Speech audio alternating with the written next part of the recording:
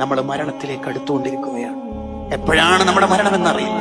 ഇന്നലെ വയലു പറഞ്ഞ് നാളെ വയലു പറയേണ്ട ഉസ്താദ് ഇന്ന് ഖബറിലാണല്ലോ.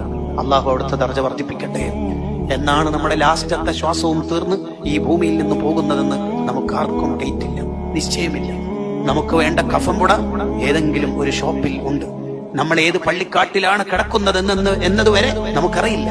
അതുകൊണ്ടല്ലേ പള്ളി മൈതാനിയുടെ പരിസരത്തൂടെ പോകുമ്പോൾ അസ്സലാമു അലൈക്കും ദാറ ഖൗമിയൽ മുഅ്മിനീൻ വ ഇന്നാ ഇൻഷാ അല്ലാഹ് ബിക്കും ലാഹിഖൂൻ.